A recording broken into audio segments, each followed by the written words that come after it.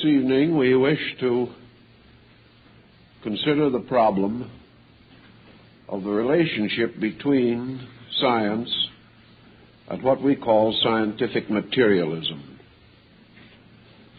In order to get the necessary perspective, we have to realize that in the progress of Western culture, man moved very gradually but relentlessly from a theistic to a humanistic foundation. The division in time is rather uncertain. There were both theists and humanists in Greece and in the Roman Empire. But we may say, for general purposes, that modern humanism began in the early 17th century, following the Reformation, which more or less cleared the way for free thinking, and then gradually, slowly, and at first rather painfully, advanced its own purposes, which were consummated in both political and intellectual revolutions. The humanistic position rose in importance as man advanced in his knowledge of the natural sciences. In ancient times, scientific principles were known, but they were known much as religious principles were known. They were held as convictions by the learned. There was hardly enough available methodology to permit the scientific approach to knowledge that we know today. But in the 18th and later, more intensely in the 19th century,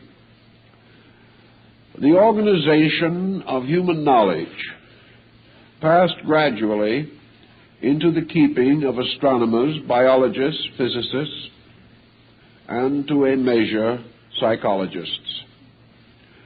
During this time, the struggle between religion and the rise of science was a very keen struggle. And in the United States particularly, this struggle continues even till now. While it is true that psychologically science has come to more and more dominate our intellectual lives, religion still plays a very large and positive part.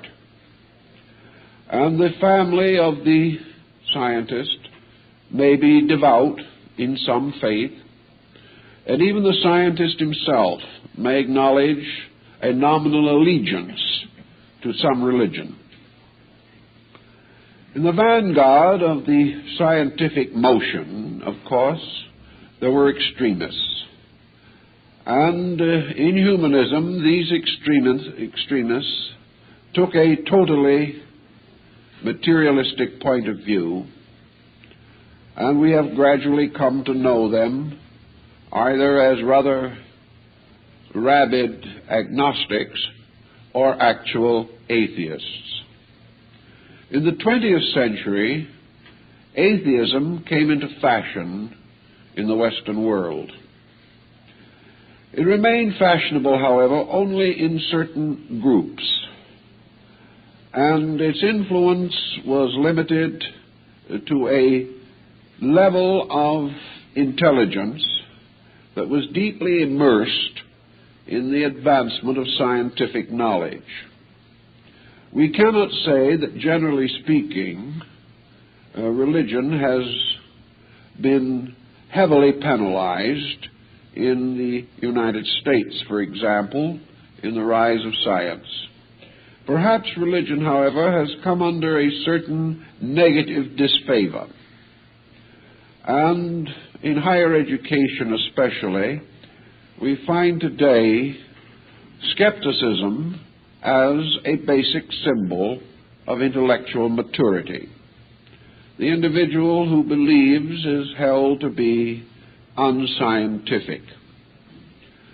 Gradually also there arose this peculiar demarcation by which all knowledge was divided into fact and fantasy. Science became the custodian of fact, and all other forms of learning, religion, art, culture, aesthetics, idealism, all of these were grouped together under the general heading of fantasy.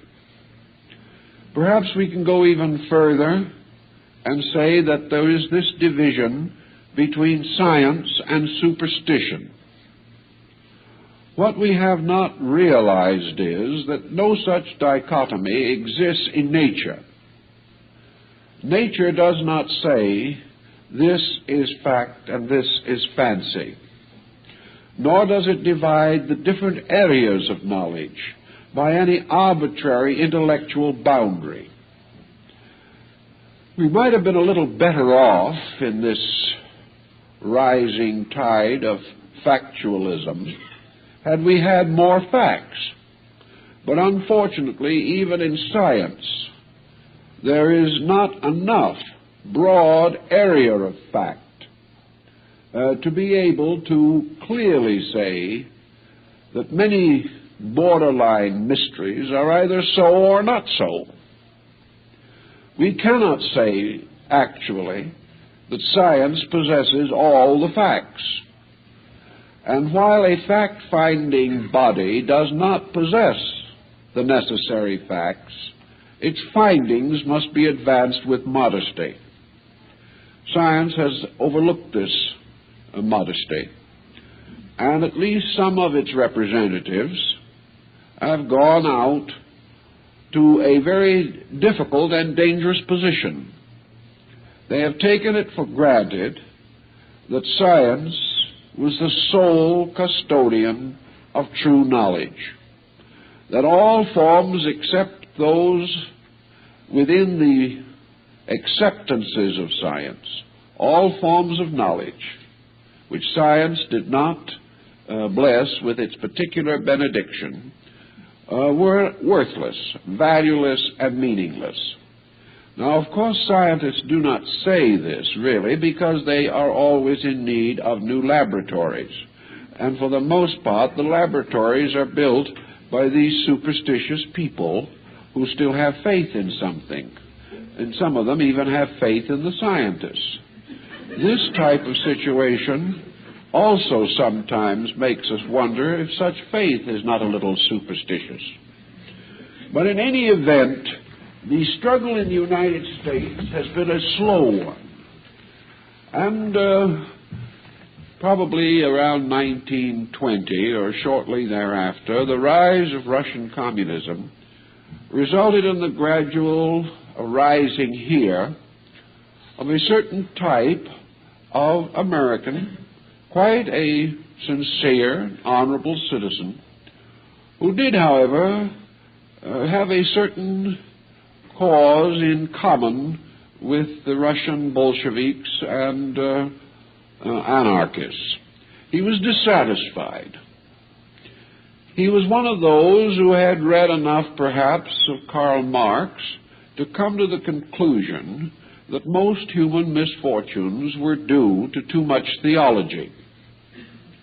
He gradually came to associate religion with stagnation, with the constant persecution of progress. And he also liked, perhaps, to agree with Karl Marx that most of the common social sins of mankind are due to religion blocking the natural inquiry of the human mind. Being, in this sense of the word, a bit of a rebel in his own right, he gradually gathered others of his kind to become what might be termed campus atheists. They were young people. They were sincere. They were knight-errants with not much of a cause, but they were doing the best they could.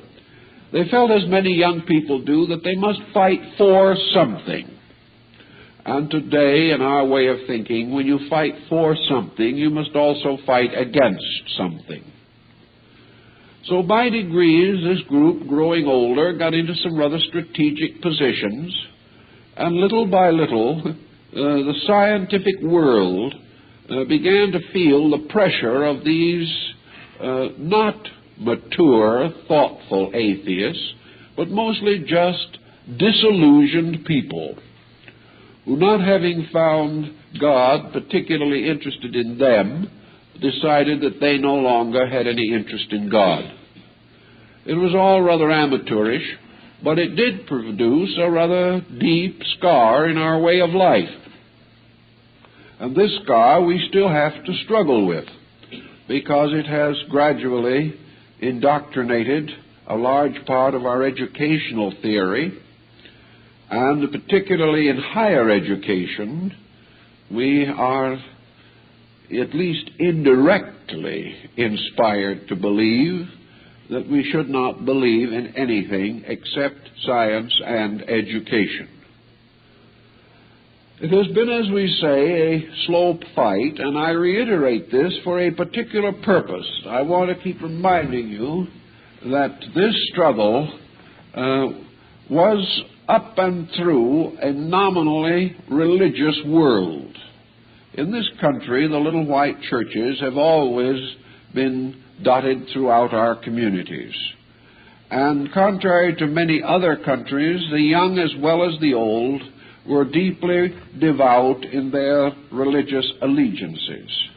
Today, we probably have a very strong religious body in the United States. It is estimated at the approximately 90 million of our people.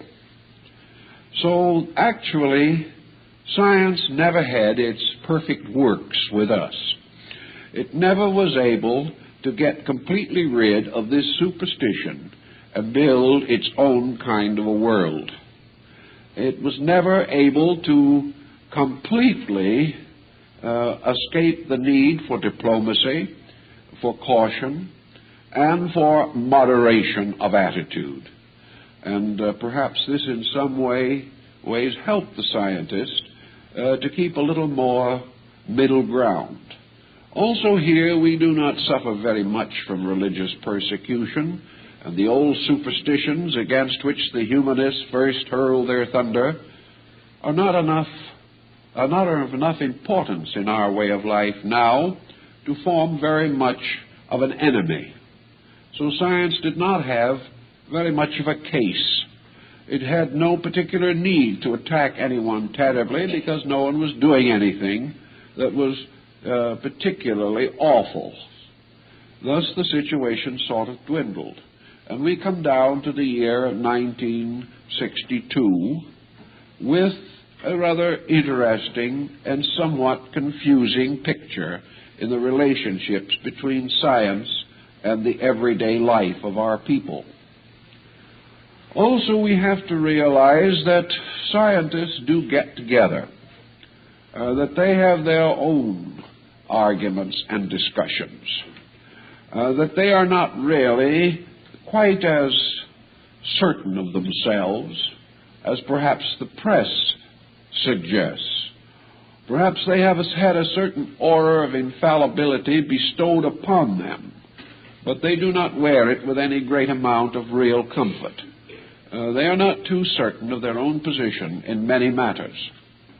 One thing they have learned, however, within the last 15 years, and that is that science can be extremely dangerous. Now, they found this out in a world in which science is not even dominant. It has made a certain allegiance with policy in matters of armament. It has made an allegiance with society in matters of health and hygiene. It has made an allegiance with industry in terms of the advancement of a mechanistic way of life. And it has certainly dabbled strongly in the economy of the nation. But still the scientist is only a scientist, and around him moves a world with many other factors. He felt rather good about everything until he began to explore more deeply into his electronic mysteries. Here he found he was getting a little out of control. And I know from talking to a number of these men that they're not quite comfortable. They're not so much worried about themselves. They are pretty well sure, each one of them, that is a man of honor. But they're wondering about the others. They're wondering about what the scientist in the next laboratory is doing. Is he also honorable? Is he beyond the temptations which common folks suffer from? And out of the entire situation has come the sobering thought that science is getting hold of information and methods which are very dangerous, critically dangerous. And the scientist does now what he did 20 years ago. He tries to disclaim responsibility for the use made of his own discoveries. He says that he is going to turn them over to other people whose specialty is morality and ethics, and that these should administer his discoveries. But he forgets to tell us that during the course of education, he himself warned young people not to study morality and ethics, but to get down to the good hard facts of biology and physics. So we have some pretty good biologists, some pretty good physicists, but the enrollment in the ethics and culture courses has not been up to date, very good. It's like the course in philosophy. The university may have a department of science with 200 instructors and a department of philosophy with 3 of them on the verge of retiring.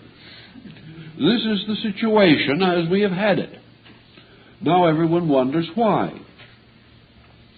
We also feel, however, that because of the slow encroachment of science, and because there is still a large reservoir of faithful and devout persons in this Western world, that we may be able to absorb the shock of scientific progress and still keep our heads. We have therefore seen only a slowly conditioned advance in this area. Now, on the other side of the Atlantic, our communist competitors have had an entirely different background, and this is rather intriguing. After the Bolshevik Revolution and the gradual rise of the Soviet republics, the scientist found himself in an almost perfect atmosphere. He found himself in a country in which atheism was a law of the state. He found that every force of importance in the country was on his side. Everything was done that was conceivable to humiliate and to discourage religious observance. Everything was done to cause young people to become highly fact-minded. Russia at that time was engaged in the beginning of a great struggle for industrial and economic supremacy. In that struggle, priests and monks and nuns did not look particularly helpful. Therefore, as far as possible, they were drawn back into industrial society. They were forced either to take secular employment or else to hazard actual existence. And in the state, the scientist was looked up to because he was free from all of these morbid superstitions. One point, of course, we have to remember that they learned. While they were able to do a great deal to oppose religious belief, the most recent estimates that are possible to obtain on the subject indicate that there are still between 50 and 60 million devout believers in Russia. And by this I don't mean devout believers in communism. I mean devout believers in religion. most of them belonging to the Russian Orthodox Church. Now, this in itself is a scientific marvel, and even the scientists have begun to meditate upon it. How is it possible to stamp out religion systematically for 40 years and have it still there? Not only there, but all of a sudden showing signs of great reviving, shall we say, vitality. Now, we all know what the trouble is in this particular point. While we have been worrying to death about the Russians sending bombs over here some night when we were not looking, they have been well telling their own people the same story. They have told their own people that these nasty capitalistic nations might bomb them at any moment. The result has been a strong religious revival in Russia. Not incredible, but interesting. In this moment of great personal peril, the average Russian has not turned to the Kremlin or the party, for he suspects he will find the other members of the party in the next shelter with him.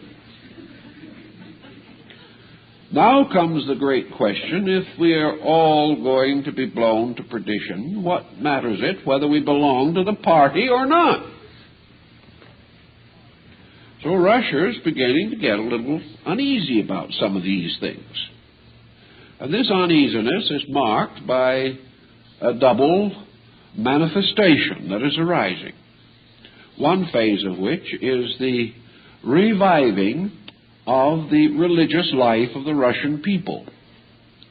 And in this, religion is playing it rather smart, because the new Metropolitan of Russia is now working out a program to make the church compatible with progress, with scientific progress.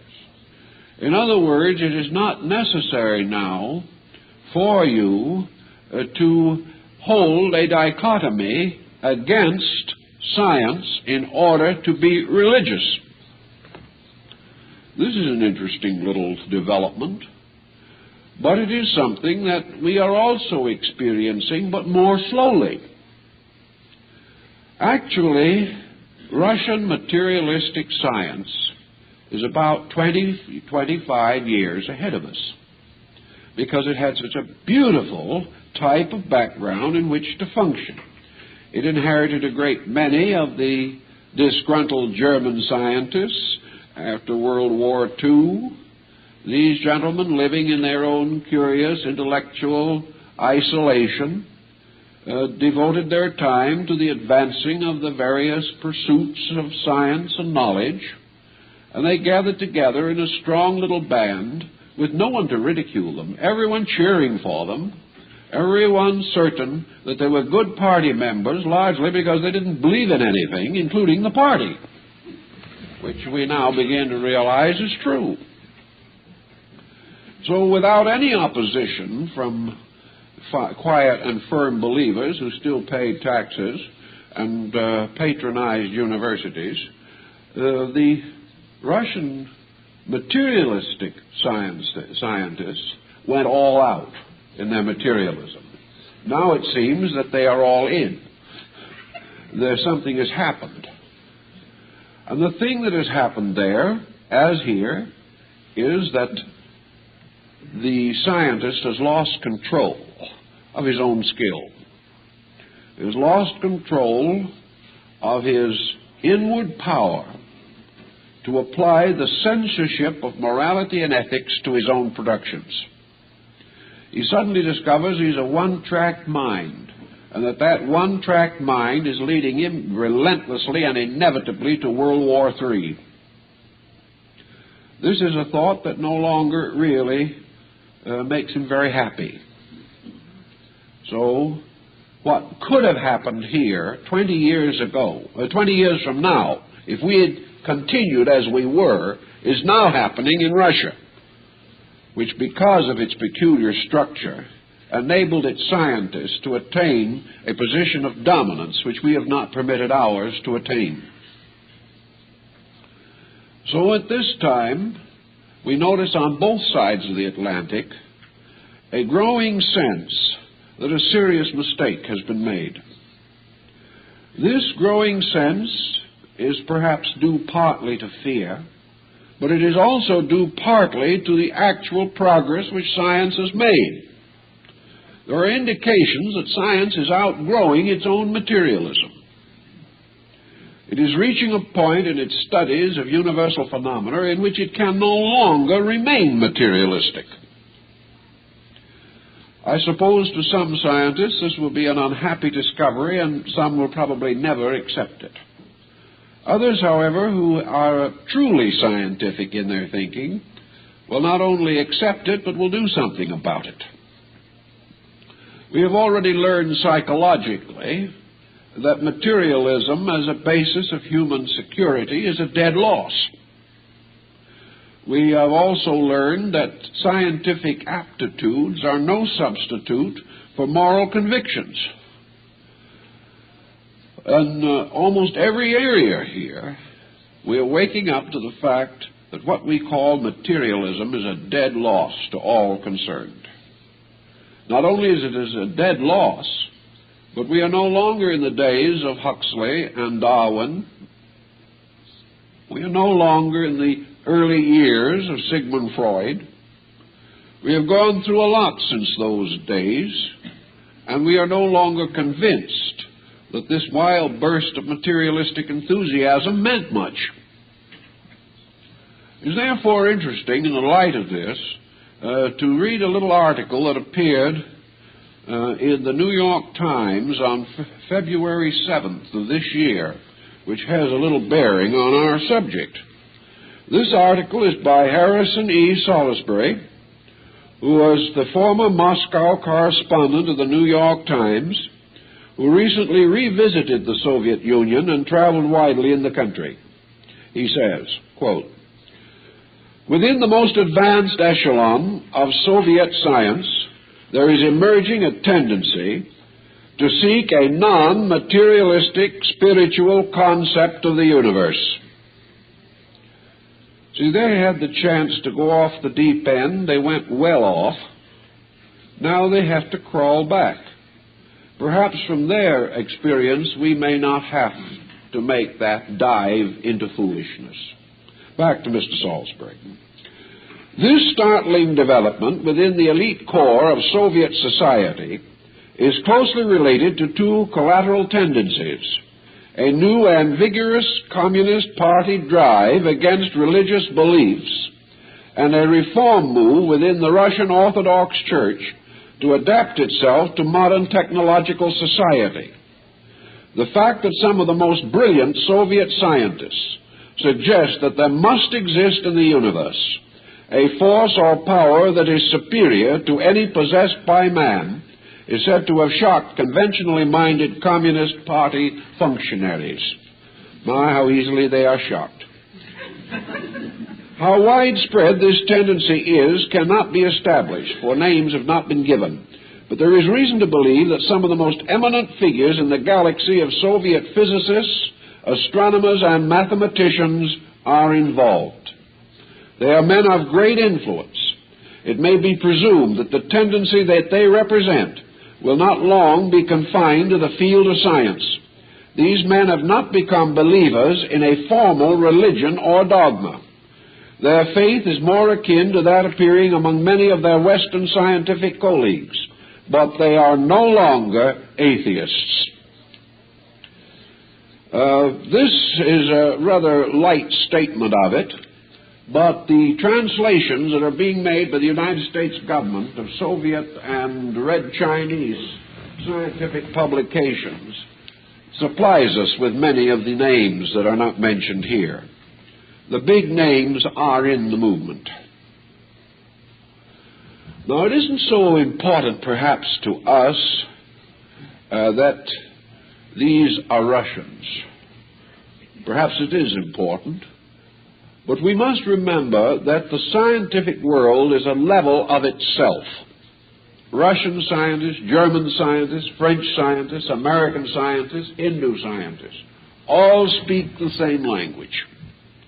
They are all concerned with the same basic attitudes. We are therefore dealing with an upheaval within a strata, within one of the several levels of our higher intellectualism, and to the average Western person today, one of the highest levels.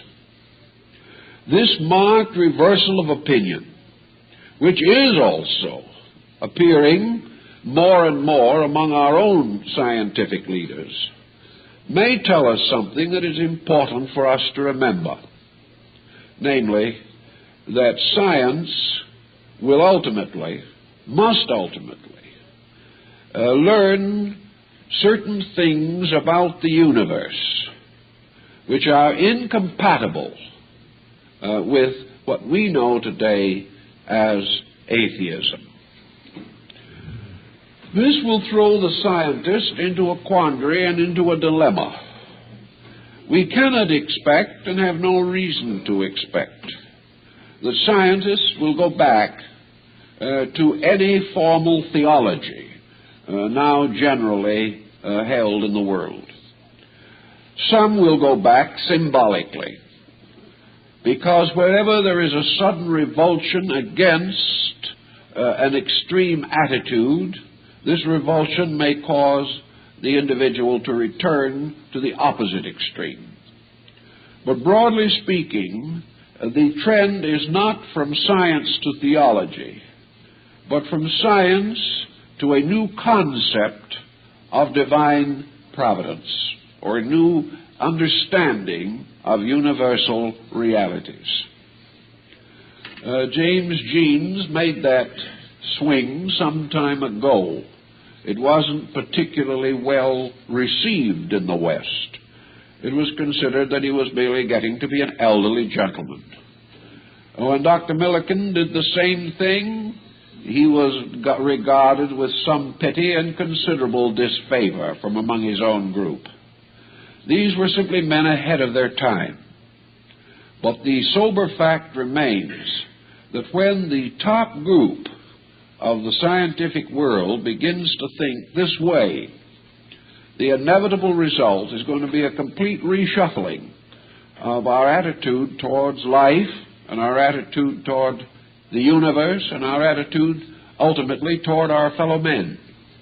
Looking over some of the information that is now gradually developing, we find one clear statement appearing in Western scientific thinking, that we must get rid forever of this dichotomy of God and nature, of heaven and earth, of God and man. These dichotomies are not any longer valid, and science is already moving toward the position in which a complete unity of life fact is becoming obvious. In other words, what we would term the universe is merely God in motion. It is not a different thing. Man is actually the universe in motion also. There is only one tremendous, all-controlling agency. All things exist in this agency and are of it. And what we have called various divisions, setting up arbitrary terms to divide the universe into an infinite fragmentation, this is now regarded scientifically as improper. That whatever we are going to have, whatever we're going to discover, we're going to discover one eternal principle, one eternal fact, one immutable, inevitable power. And we're going to discover as we go along that this immutable power cannot be mindless, cannot be merely mechanistic, that this power is not merely fuel in a tank, This power is not merely some form of superior electricity arising merely from the friction of space or something of that nature.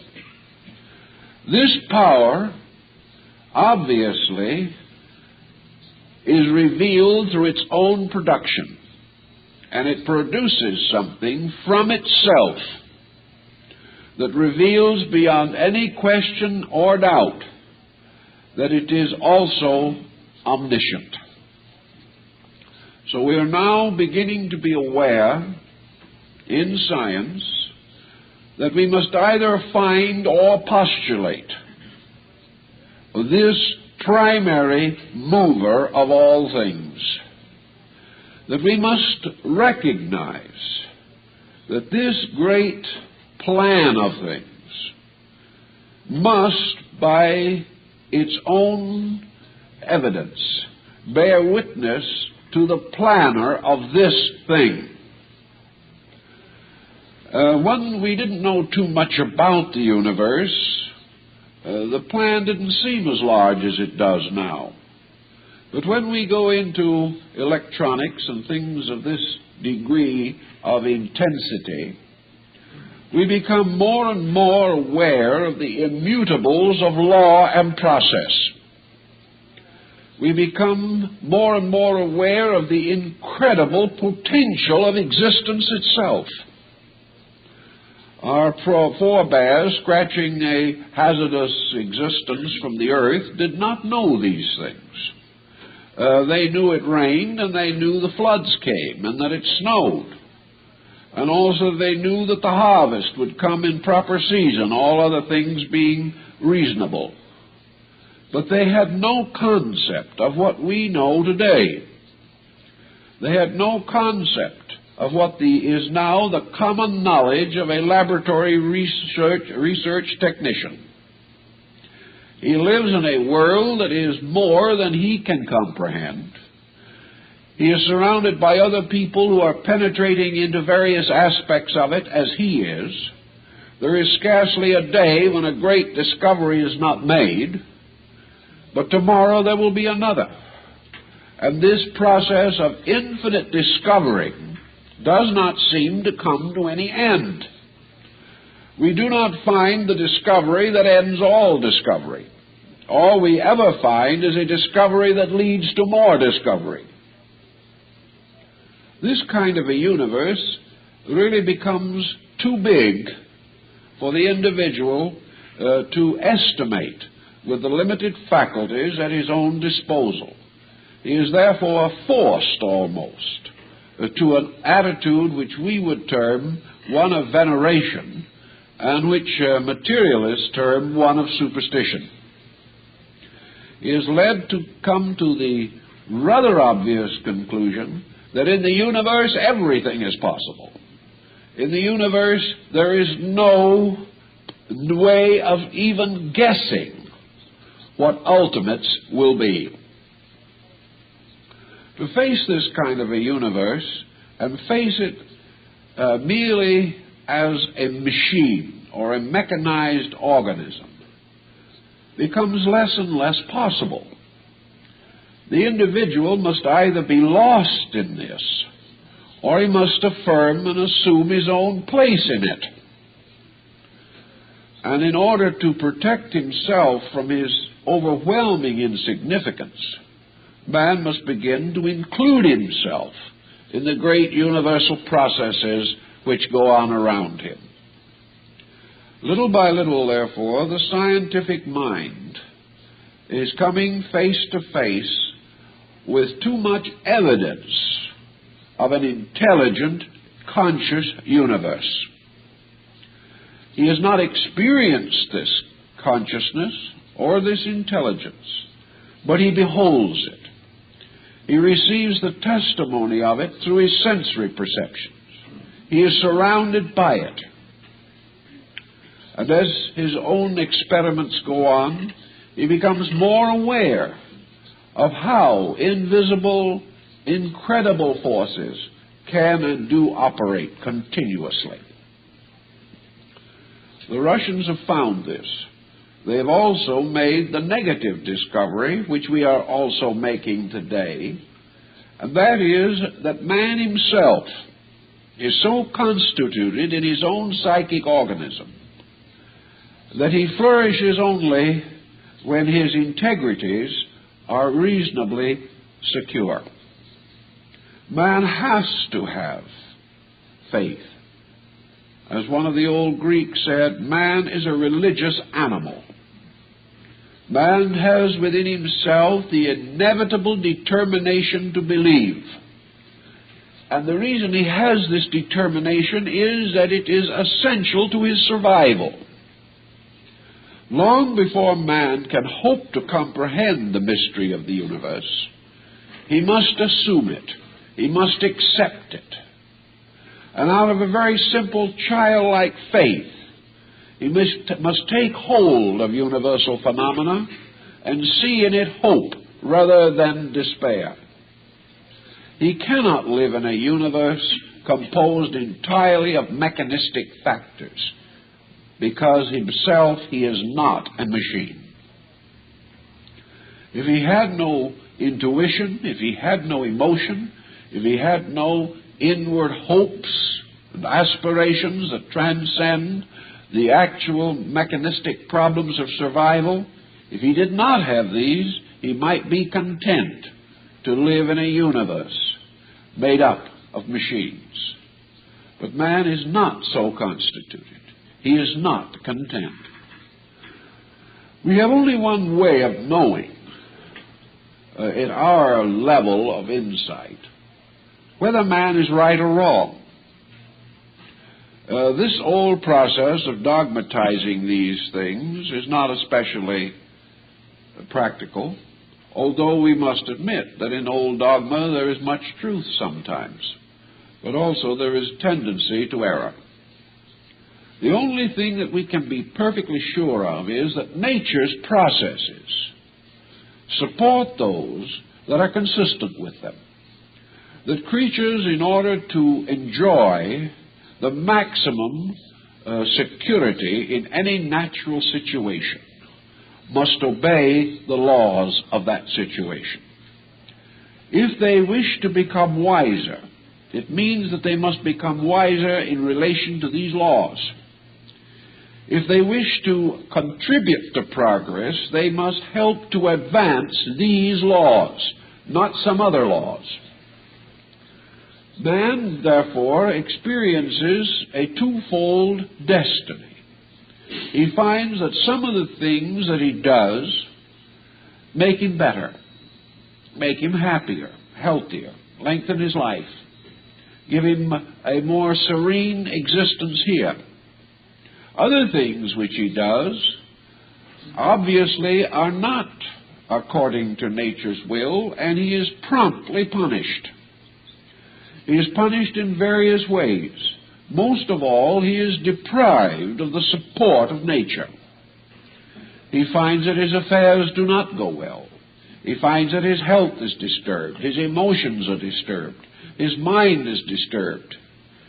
He discovers that if he keeps the laws around him, keeps faith with something, this faith sustains and supports him.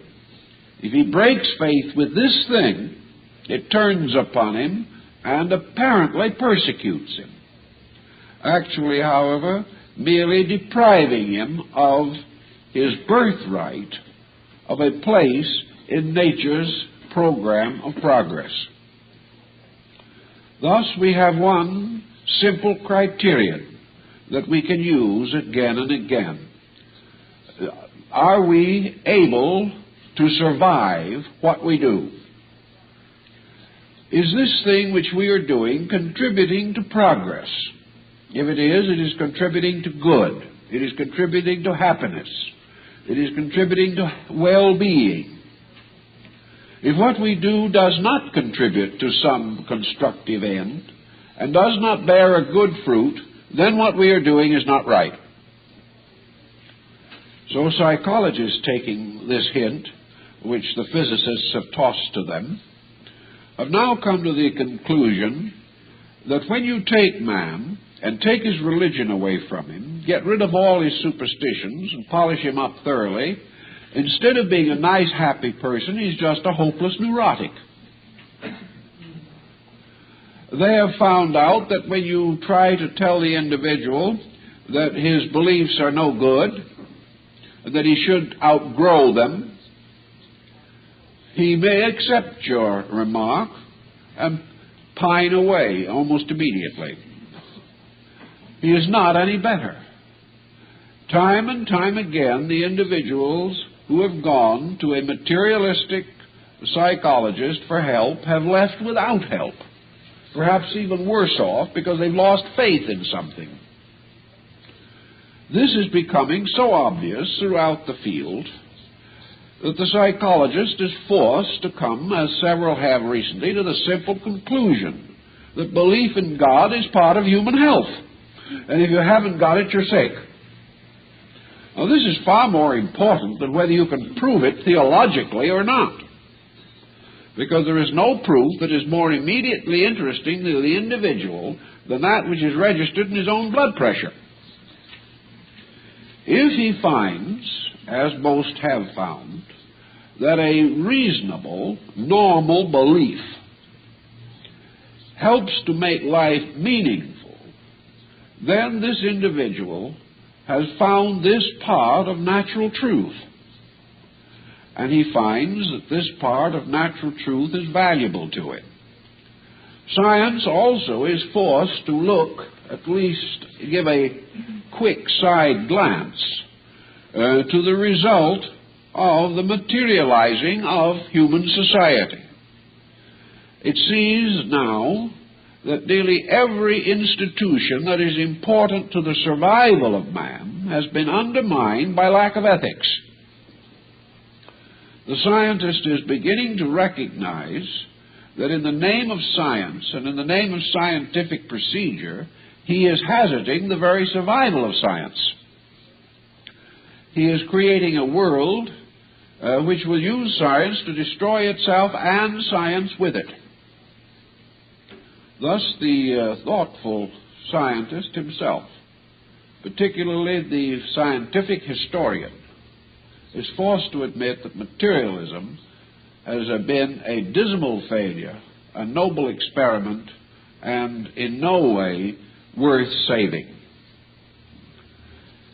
Now, this means, of course, that a world scientifically trained must seek a different kind of approach to religion than that of a world which was not so trained.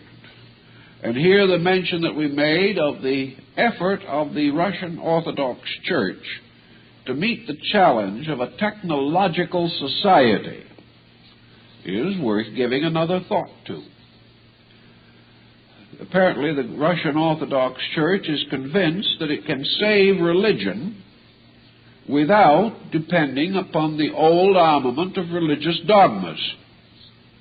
And I think they're probably quite right, because it was the old armament that was destroying religion, just as it is the new materialism that was destroying science. Out of this must then arise the concept of a religion that is suitable to the man of today and the man of tomorrow. A religion in which there is no conflict between theology and science.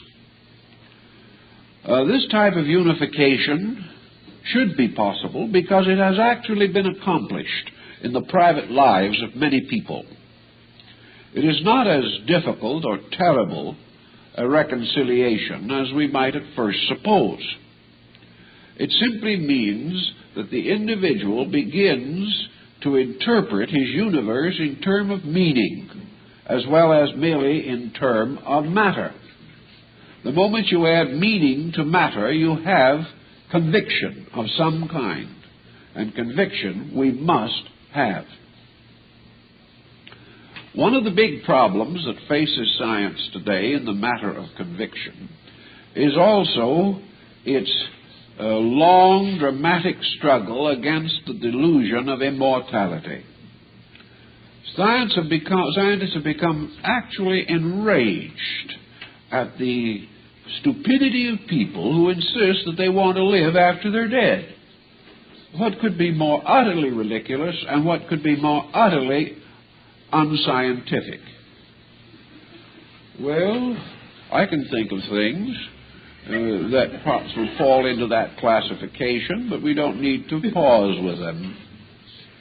The fact now comes out that everybody is worried about this.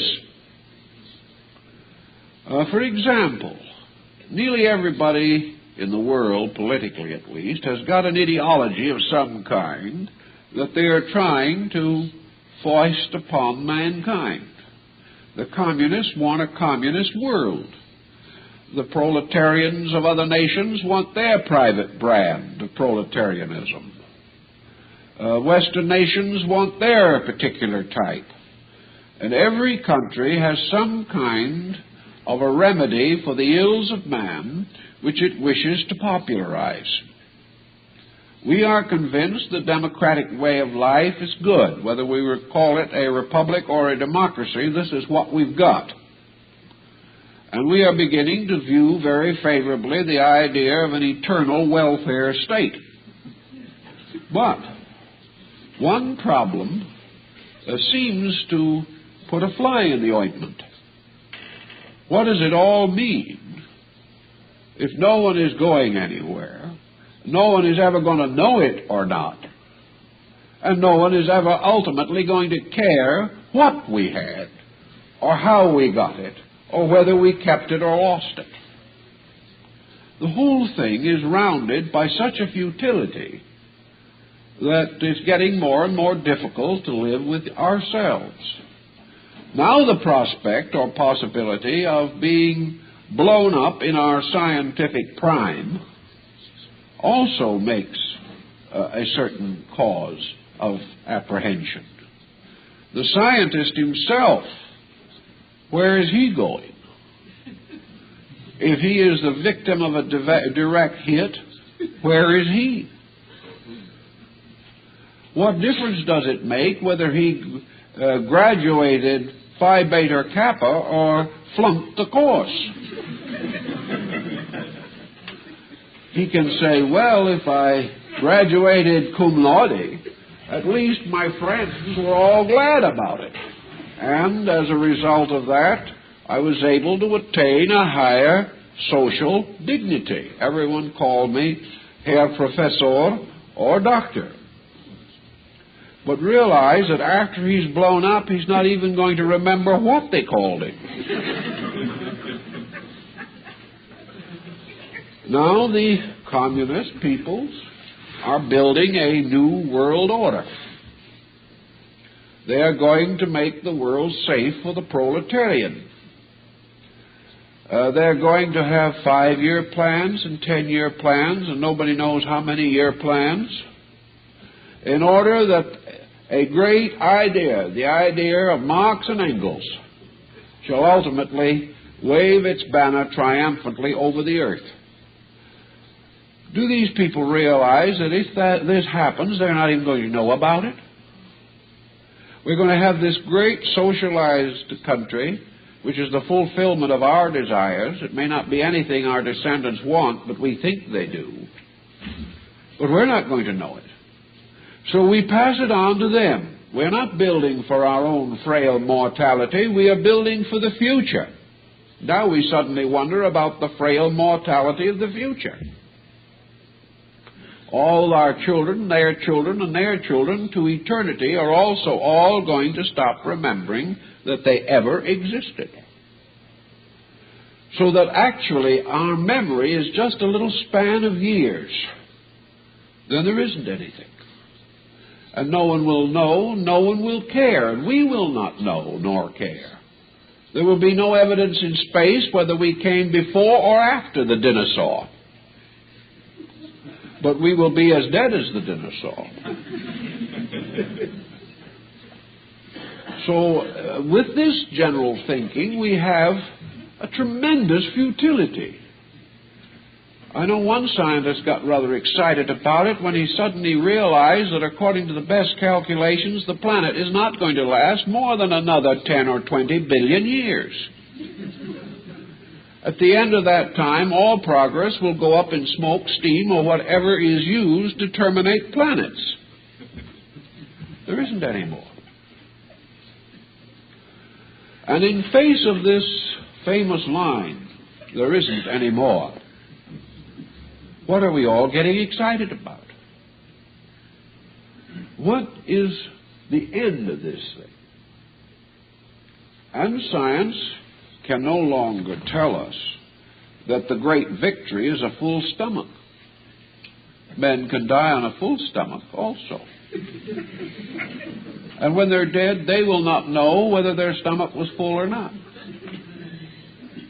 When we rest, as Omar said, with the world's last 7,000 years, who cares? What are we doing? Materialism, as it affects the problem of immortality, leaves us with absolutely nothing worth doing. There is no more reason why we should be great than that we should become a wino and wander around, spending our weekends in the county jail. It all means nothing.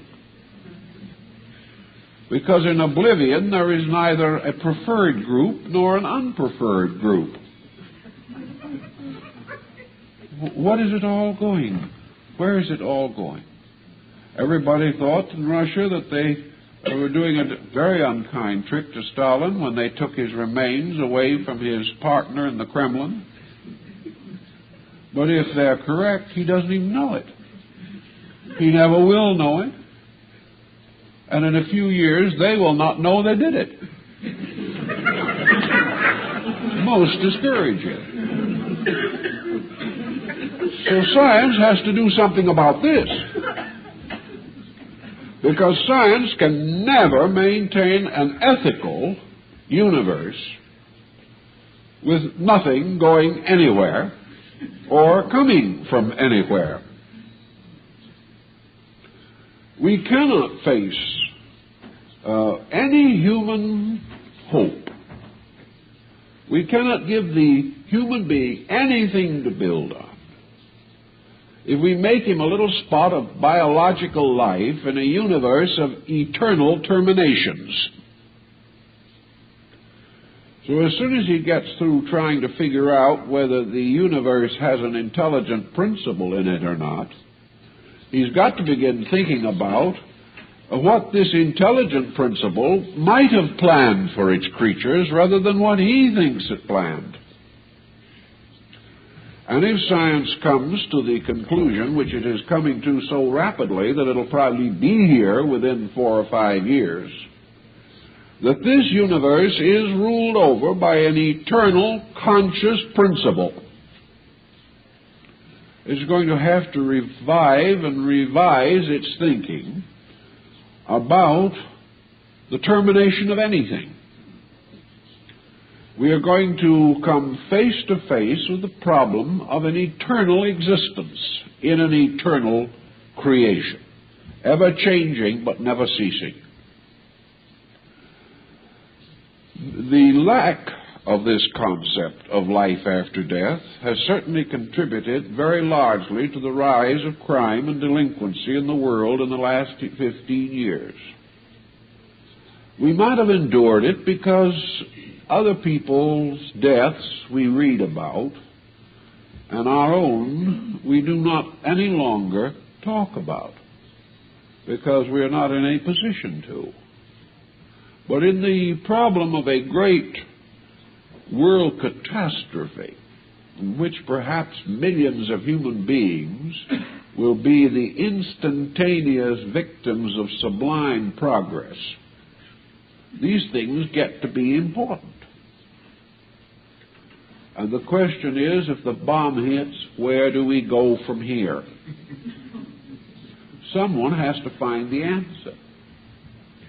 If we do not find an answer, we're going to fall into a chaos. The same kind of chaos that was typified in a small symbolic way by the man standing at the front of his fallout shelter with the shotgun to keep other people out. This is about all we've been trained to do. But this becomes an intolerable state of affairs, utterly unworthy of a human being. So, science is now wrestling with the reason for itself. What has the whole development of science meant if man has no existence other than the few years that he spends here? The next thing that science is going to have to struggle with, and struggle with rather seriously, is the problem of what constitutes morality and ethics. What is a good man? In all our excitement, we haven't gotten around to this yet. We know what makes smart men, but we do not know what makes good men. We have faith in good men, but we're afraid of smart men. And we have too many people to be afraid of these days. So what is this better type of being, this better type of person that we would all like to see in high office, or to see in some way in authority to regulate the affairs of mankind? We know that down through time we seem to have produced some persons whom we consider better types of people. We also know by looking into the lives of these better types of people that they had strong internal characters, that they were people of faith, of vision, of insight, of courage, of unselfishness, and most perhaps important to us, of honor. Thus, the better type of person begins to emerge as an archetype in this confusion. And even science now, particularly psychology, is beginning to talk about complete people. No longer people walking around on one leg or with one arm or with one eye. In other words, people who have been rescued from intellectual and scientific surrealism. We are not very fond of some of the kinds of paintings that we see where we can't tell whether it's a human being or an omelet. And as we look inside of ourselves psychologically, we cannot always be sure whether we are human beings or omelets. And this is not any longer satisfactory. So we begin to think of complete people. And when we think of complete people, who do we think about? I don't think we think of Sigmund Freud. I doubt very much if we think of Adolf Hitler. And I'm reasonably certain that we don't think of Mr. Khrushchev. When we think of complete people, we think of those noblest examples of man, who in character, in principles, in integrities, and in values were the archetypes of what we know all human beings should be. Therefore, perhaps we think of Jesus or Buddha, or Zoroaster, or Confucius, or Lao Tzu, Socrates, Plato, Pythagoras. These were the people, to our thinking, who were most nearly complete people. We have a different way of defining them now, but the substance is not essentially different. To us, a complete person is one who is able to administer his own life with dignity. A complete person is one who has his job and his friends, his joys, his love, his health, and the respect of his fellow men. This complete person is not merely a scientist. He may not be lacking in science, but if he's a scientist, he may be also a musician, a great lover of art, a great student of culture. He may find not only the joy of exploring space, but the quiet enjoyment of reading a great poem. This complete person is one who lives a full life, a life enriched by all forms of evidence which improve conduct and character. So we're looking for this kind of person. And we know that we cannot find him unless we create him. Buddha is very clear on this point, and no thought was ever more honest, that every individual has to be the sculptor of his own character, that he has to find ways to develop those values which are necessary. His educational system, his environment, and his society are expected to encourage in him the fullest development of his own character. If these institutions fail to so encourage him, they fail in their own purpose. A man has a right to change, correct, or if necessary, remove that which is no longer useful to him. So the search for the complete person is on. And perhaps the reason it is coming so directly to our attention is this tremendous increase in neurosis. And neurotics are not people who have simply gotten sick for no good reason. Most of them have hurt themselves. That there is no doubt. But most of the hurt is also due to the fact that they never had the equipment necessary to help themselves. Every social inducement was to make them sick, none to help them to be well. This has to be changed, and we have to find that this search for the complete person is the most practical thing in the world, because it is this person who must administer progress. This is the person into whose hands the secrets of universal energy must pass.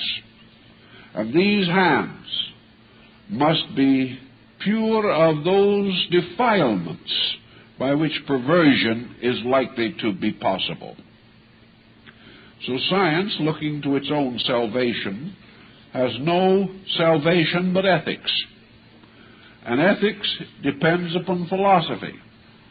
And all these must hasten to the aid of science, or science is going to fall apart from its own one-pointedness, from its own insistence, its own fanatical determination that science and science alone shall become the arbiter of man's destiny. It simply is incapable of this function.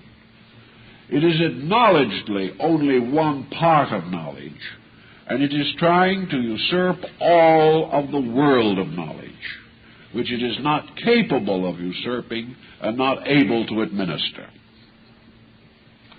So to get out of its dilemma, science is willing again to give a second look at this crazy old institution called religion. It is beginning to recognize the need for this. We are, of course, going to be able to build a great deal of a broader religious concept out of the very findings of our times. But these findings, again, have to do principally, strangely enough, with space. All of the findings of science put together have contributed practically nothing to our moral growth. And all of the techniques of science have contributed very little to the technique for the improvement of man himself as a person. So we haven't the wide and wonderful choice in this area that we might have in some others.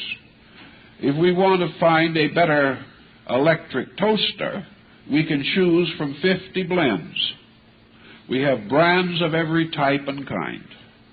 But when we want to choose from a better way of life, we cannot choose from contemporary knowledge because it simply is not available. Almost everything worth knowing on that subject belongs to periods long remote. At some remote time, man seemed to be really concerned with living. And we must apparently turn to those times for our encouragement and inspiration in this emergency. There has been very little added to man's spiritual knowledge of his own needs or of spiritual solutions to those needs in the last 15 centuries. There have been minor contributions, but the great work was done long before that even.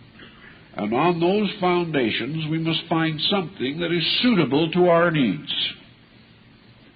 It is obvious that probably the only answers that we have lie in religious doctrines which were not overly theistic in their own time, but were strictly humanitarian and strictly utilitarian. We are not going to be able to go back to the old gods, but we must go back to the systems which gave us the strongest defenses against the dangers of the unknown and the misused. And of course, I have always felt rather strongly that one of our best sources of information on this subject was Buddha. In the first place, he has been called an atheist. He has been called an atheist because he held very largely the exact point that is now coming out, namely, that the universe is under the rulership, under the leadership of one vast eternal consciousness. What he'd said in his time almost parallels the elite corps of Russian scientists. He did not wish to become involved in theology, and he never was. He gave to his followers a simple formula, namely that the universe is a vast instrument for the maturing and developing of the inner life of man. That this inner life, as we call it, is the real life. That it is the development of this inner life that preserves the outer world in which we live. And to the degree that the inner life fails, human society also fails.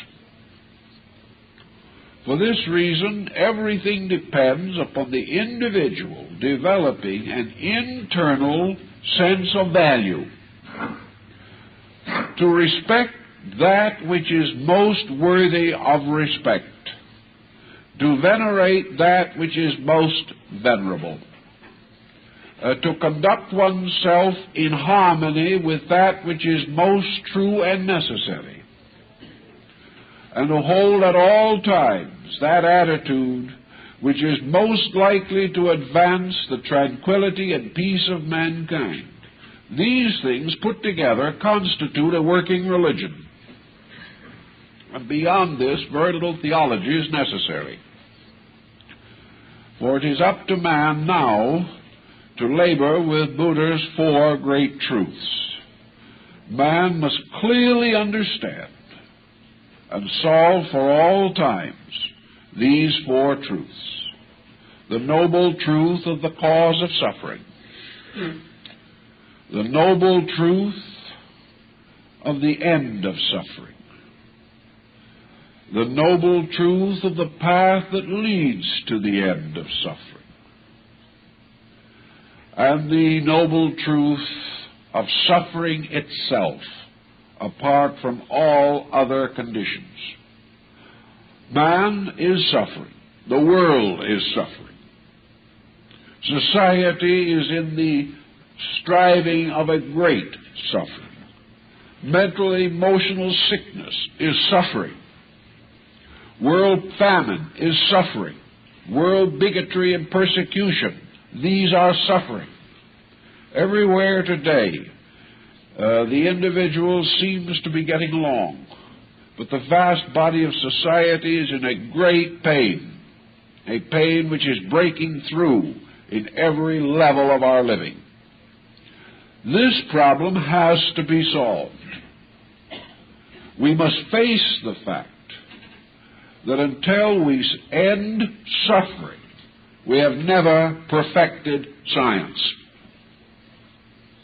That science is not merely to give more luxuries to those who can afford them and leave suffering untouched, Science is not going to be able to solve anything by being the first on the moon, but the last to remove the causes of common suffering on earth. We like to think that science wants to cure suffering. And in the last 25 years, there has been great progress in the healing of disease.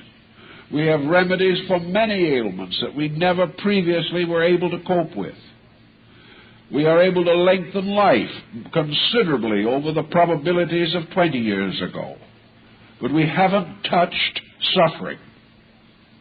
For every new step in our way confronts us with new pain.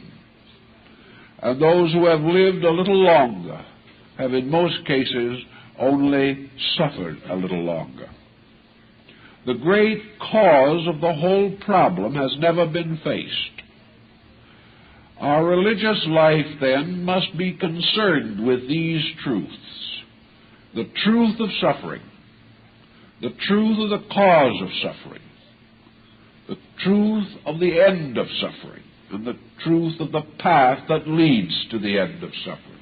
Until this is achieved, man can never build his golden age, or can never arrive at the time of peace and security he hopes for. These problems are both scientific and religious problems. Therefore, on this level, science and religion serve one purpose. There is no dichotomy. On this level, the goals of both are the same. For it is the end of both science and religion to discover the means to bring about the end of suffering. This is all types of suffering: mental anguish, emotional anguish, poverty, sickness, crime, everything that we know. For in fact and truth, to have come as far in certain forms of knowledge as we have, and left untouched these great fountainheads of our misery, is a strange reflection upon our understanding and our character. But the end of both of these great needs must be found in the area of increasing knowledge and increasing insight. If science can discover for us the conscious universe, it is then the duty of other departments to discover the will, the pleasure, the law, the needs of that conscious universe, and to obey these, and to fulfill them, and to meet them in every way possible according to the understanding and insight that we can possess. So out of this comes the full realization that science does not need to be materialistic. That there is nothing in the entire world of knowledge that forces a scientist to say, I must deny God in order to defend science. There is no reason why any man should have to say, I deny science because I believe in God. There is no possible cause for such a division. For actually, science and religion are working with the same problem and the same substances. The only difference is that one is approaching them almost completely from the level of scientific intellectualism, and the other is much more warmly moved by emotional and mystical incentives. It is probable that many scientists serve for the love of man. I believe that those who go out and give their lives in distant places, or serving great epidemics, or attempting to save man in disaster, these people are great unselfish persons. I believe that many scientists have as high and noble a resolution in themselves as those perhaps who have more theological affiliations. But still, for the most part, the scientist does not permit himself the warmth of a great mystical enthusiasm about life. He feels that if ever he becomes truly a lover of life, he will be a betrayer of science. This is a completely stupid attitude, because actually science must lead to a great, full joy of life. If the scientist cannot enjoy science, and if the religious person cannot enjoy religion, what have we left? Many scientists are moved by duty. Many religious people are moved by duty. And both these groups are made up of miserable people. It is not a problem of duty. It is a problem of simple, joyous recognition of the facts of the matter. Science is not in any way required in the advancement of itself to deny the power within the scientist by which he can be a scientist. And this has really caused a lot of thought. A scientist says to himself, I am a person dedicated to science. Then he stops and says, who am I? He knows, for example, that somewhere within the mysterious recesses of the brain of Einstein, there was something that could come to amazing conclusions, and that these conclusions could later be demonstrated to be true. So that actually the great discoveries of science are not made by science. They are made by men, by human beings. They are made by people like the Pasteurs and others who have given us things we desperately needed. So actually, the reason why we have science is simply because we are alive. We have science because there is something inside of us that no one has ever been able to understand completely, by means of which we are capable of developing scientific interests and remembering a scientific education. Without this life in ourselves, there could be no science. So the scientist is confronted with the fact that he is alive. Not only that he is alive, but that he is capable of continuously learning, that more and more can come out of him at every moment.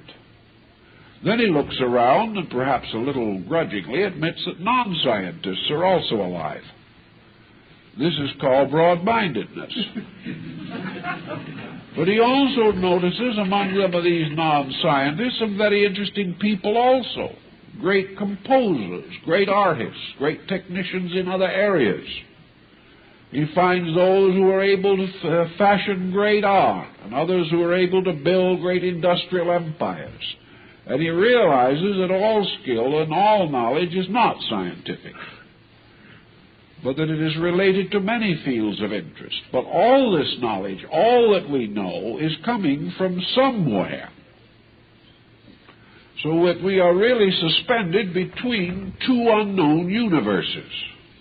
The one on the outside that goes on and on and on to infinity, in which we are now beginning to suspect that there is an indwelling consciousness. Then we go into the universe inside of man, behind, and on and on and on backward, not only through him, but through all of his kind and all other living things, and we discover an infinite universe of things there. We find 4 billion human beings, no two alike, each with an inner life, which we cannot understand, and which is perhaps more profound than we will ever know, because at most all we can see is a fragment of what that inner life is able to release into expression. Just as in the universe, we can only see that fragment of universal procedure which we can comprehend. So we have an infinitude at both extremes, and it is one infinity. We have, therefore, not only the problem of the consciousness lurking in space, We have the problem of the consciousness lurking in the infinite potential of man's own existence. A consciousness that is bursting through man as radiantly as any sun bursting through the walls of space. So we have not only to assume that somewhere in the furthermost is consciousness, but we must begin to assume that somewhere in the innermost is consciousness. That these two so-called divided things are really only one thing. That the innermost and the outermost are the same thing. That most of what's in between belongs there also, in these vast categories. Science must consequently assume not only the existence of consciousness in space, but must admit it in man. If he does not, then he has no way to explain the fact that he is a scientist or capable of being anything.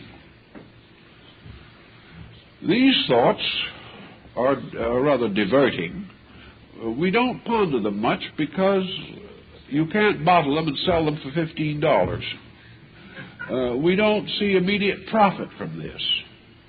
There's certain satisfaction in being the first on the moon, but there doesn't seem to be much glory in being the first person in the neighborhood with common sense.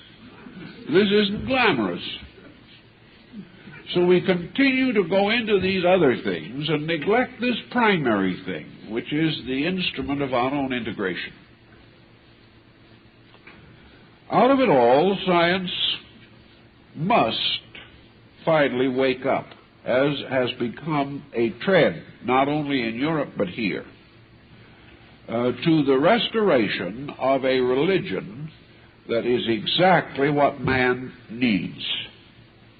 This type of a religion cannot be under the domination of science. We cannot put man's name in a machine and have his proper theology come out the other end. We do, however, need to realize that his theological needs, his religious requirements, have as a framework or as a pattern a very important ingredient. Whenever we find out what his needs really are, we will probably find the truth. This is what the ancients decided. Namely, that if you ever understand man, the rest of the mystery is solved. And that you can approach it from the other end, which we have been doing, trying to explain the universe first and then assume that it will answer the question about man. But the universe is too big to be explained by the facilities which we possess. We can keep on prying into the mystery, but we're not going to arrive very soon. We can, however, arrive much more rapidly at the simple conclusion of what man needs, and in this way, in all probability, discover the fact as it is. Whatever puts man in order will be the same force that keeps the universe in order. So we begin to look for this, and we come to the conclusion that over all skills, over all artistries, over all scientific facts, there is a thing which we can call purpose. Without purpose, everything else is meaningless. With purpose, everything else is meaningful. Consequently, what we must bestow upon man is what we know the universe must have, and that is purpose. We cannot contemplate the vastness of space with its infinite machinery infinitely operating without the natural and inevitable conclusion that there is a reason for it. It is absolutely inconceivable that a thing of the magnitude of the world as we begin to see it could possibly exist without a reason, without some purpose that has to be achieved. And we also suspect that down through the infinite vistas of aeons, the universe has been moving relentlessly and inevitably toward that purpose. And that the endless transformations everywhere present in the small part of the universe that we can understand These transformations are parts of the fulfillment of that purpose. These transformations themselves are orderly, reasonable, and have obviously a purpose even in the small world of our understanding. So we now conceive, as science is beginning to conceive, a purposed universe. This is fine. We're gaining on it rapidly. But now we have another problem. We've got to find the purposeful man. We have got to discover the purpose for man. It's not possible to conceive that he is the only thing in the universe without a purpose. Sometimes it seems that he might be, but we consider this negative thinking. Actually, man has a purpose. Now, what that purpose is may or may not be easy to discover. Perhaps that purpose rests in the infinite consciousness, and only the infinite can fully know. If this be true, then we have only one choice, and that is to accept the infinite purpose, following it without knowing, but simply by the simplest process possible, and that is by obeying. If we are part of a universal purpose, and it has its own way, then the only thing we can do is cooperate. Until we are able to fully understand, we can only help as best we can. We're not going to be called upon at the moment to help maintain the equilibrium of the galaxy. That's obvious. But it may be that it is our natural and proper demand, perfectly reasonable in nature, that we do help to advance the purposes of known things and known purposes which we do understand, and which obviously and reasonably may be said to be supporting the universal purpose. So we say, how can we know this? What part of universal purpose can we understand?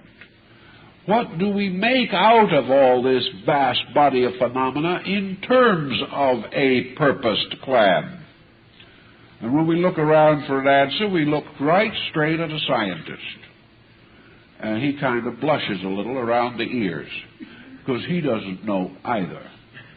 The thing he should have been doing was find this out. That was the end of science.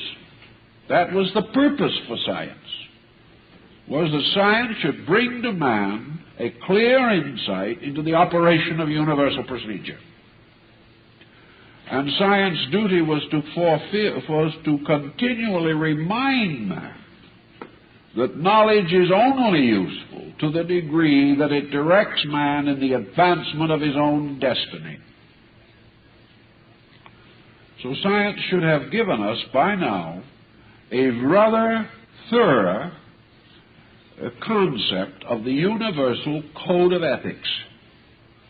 What would be certainly true in nature, what would be inevitably true about those principles of nature with which the scientist is becoming increasingly familiar. But he remains worried only about gravity and things of this nature, when he should be worrying about meaning, about the interpretation of all that he can learn to the immediate need of all who stand waiting for understanding.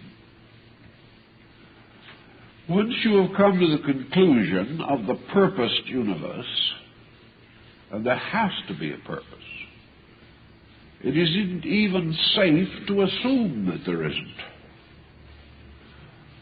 And we then stand in the immediate need of our own purpose. Why are we here? Well, we've had a lot of good philosophical thoughts on this subject. Some feel that we are here to pay our old debts. Others feel that we are here primarily to make new debts. And this is very fashionable under the extended credit system. But everyone who has thought at all has come to the conclusion that we're here for some reason. The essential reason for all existence, apparently, is in nature, is that it shall be fruitful, that it shall fill its harvest, that it shall grow up to its maturity, and then it shall bear its fruit according to its nature. And if it bears not good fruit, it shall be cast into the fire. This is what the good old hellfire and damnation artists told us about it.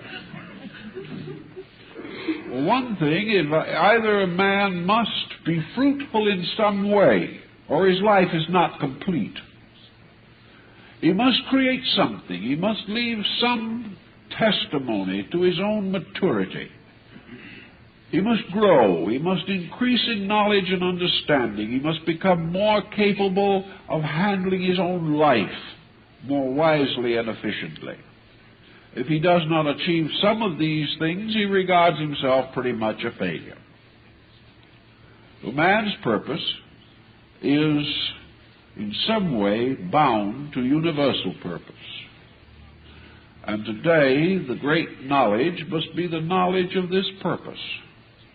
When we understand man's purpose, when we understand the laws by which man can achieve his purpose, and in which he can become aware of the vast and noble destiny which is his proper place in a program of eternal progress, he will have the elements of a new religion. He will have the religion of obedience. He will have the religion of admitting the universal plan and the universal planner. He will also realize what constitutes true religion. That is, keeping the laws, which he calls the laws of God, but which we can call just as well the laws of consciousness. So religion becomes obeying the universal consciousness under which and in which we exist. If we learn to obey this consciousness, it will serve and sustain us in our normal emergencies. We have already observed and proven beyond reasonable doubt that misery results from disobedience. We have held that disobedience is due to ignorance. We are now reaching a point where we can no longer fall back upon that fib because it isn't true. It is not any longer a matter of our ignorance. It is a matter of our indifference or our misunderstanding of common things. Under such conditions, I think we can rather safely even restore the dignity of prayer. We can restore the rights of meditation and quietude. We can begin to appreciate perhaps the relationship of the religion of tomorrow, science, and Zen. Where in Zen we have a very good example, perhaps not the one that we will follow, but a very good example of a simple faith that no scientist can disprove, and very few scientists have ever attacked, and a faith which is comparatively free from all superstitions, and yet strangely is strong and devout in its influence upon the life of the individual, helping him to make a closer allegiance between his own consciousness and universal consciousness. The end of all religious hope and religious life is that man shall know God, that man shall thereby experience identity with that universal consciousness which science is beginning to discover. Now, there must be ways of doing this, and science could do a great deal in problems of methodology. It could help us to avoid and eliminate mistakes. It could help us to understand and render more reasonable and purposeful the codes of life by which we live. Science can prove to us much more easily than any other branch of learning why dishonesty does not pay. Science can prove to us why hatred kills. These things science can prove. And under the proof of these things, properly presented, man will begin to understand a little better the integrities of the universe. And as science sweeps away certain superstitions that probably have been outgrown, it only clears the way for a clearer and truer and more complete insight about the essentials of the divine plan. Let us hope then that in the next 5 or 10 years, this trend will gain greater momentum, that the scientist will proudly affirm his belief in a divine power at the source of life, that we will have our young people brought up in this positive content, that they live in a world ruled by principles, that they are ruled not by blind forces or machines or devices created in a laboratory, that we are not going to become a universe of Flash Gordons. We are going to become a universe of enlightened persons who begin to see the universe in its true splendor, who begin to recognize that truly creation itself is the living temple, and that before the wonders of this creation, both the scientist and the common man, so to say, the unschooled or untutored one, both must fall on their knees in the adoration of that which alone is real. There is no reason why this cannot happen. The only thing is, science will have to get over some of its prejudices and its bigotries. Religion will have to get over some of its fanaticisms and its restrictions. And we're going to have to face the future together, convinced that in this future we are not going to be led into a materialistic slough of despond. We are going to be led more and more directly towards the mystery of this radiant, conscious universe. If we had only been better prepared, if our ethics and morality had been cultured and schooled first, we would now be a long way on our way toward world peace. Instead of that, we are standing in a great emergency. But even in this emergency, we must still live in a universe ruled by universal consciousness. We must try to find our place in it. We must try to inspire others to do the same. And we must more and more demand of science, wherever possible, that it provide us with what we really need, which we need more than pills and capsules. And this thing that we most seriously and completely need is hope, faith in purpose, conviction that this universe is what sciences are beginning to realize it is, something so magnificent, so inwardly and outwardly wonderful, so certain, firm, true, and inevitable, that we no longer have to live in these fears, that we no longer have to doubt everything. We no longer have to tear ourselves to pieces with our little allegiances and disagreements here, but we could live and can live in the wonderful coordination and unification of universal purpose.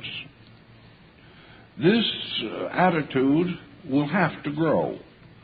Otherwise, we will have no end to sickness, no end to the problems of our generation. Thus, it seems definitely to me that we really have no serious problem here. The great problem is that two kinds of people are going to have to wake up. The scientist is going to have to admit what his consciousness inside has always told him, and what he has battled desperately to deny. And that is that there is a great truth, and that this great truth rules the universe. And other people are going to have to get over a lot of limitations and mistakes which they have made. They're going to have to get over the importance of creed. They're going to have to look straight into the face of the sun, if they can, or certainly into the great sky at night. And they're going to say, which of these stars belongs to this church and which belongs to that one? And they're going to suddenly realize that even as high above the earth as our astronaut recently attained, it makes no difference. That these things are not important. People say that they are important because their belief is right and somebody else's belief is wrong. We must gradually rise above this wrongness and rightness of things.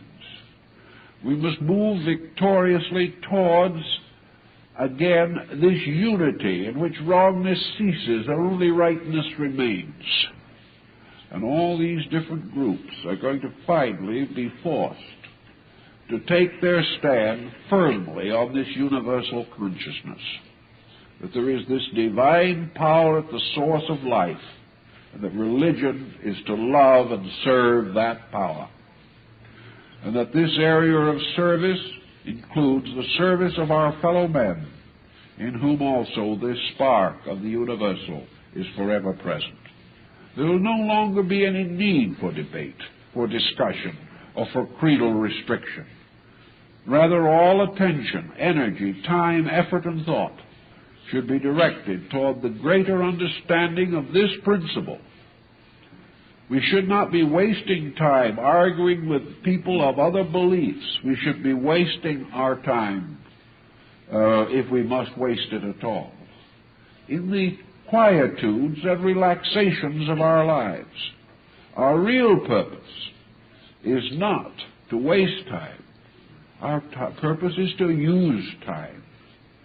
When we use time to strengthen the conviction of truth in ourselves, we use it wisely.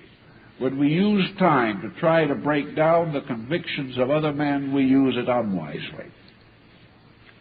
So out of all of the creeds and doctrines and sects which have more or less prevented religion from ever being able to recognize its own universality, must come this better thing, and the faith that knowledge is a universal, that knowledge has broken itself up, that only by the reintegration of knowledge can it reveal its own universality, that religion is a universal that has been broken up into creeds, and that only by the restoration of its own unity can its universal be released. And man himself is a universal who has been divided artificially and arbitrarily by race and creed and doctrine and dogma and geographical location and languages and beliefs. All these things have broken up the universality in man and left him victim of the greatest adversary of all, diversity. But when the universality in man, the universality in knowledge, and the universality in faith face head-on the universality in space, they're going to discover it is all one thing. But it is only when they attain a certain universal insight that they can unite themselves with that which possesses universal insight. Science must know this, should know it already from its own numerous experiments.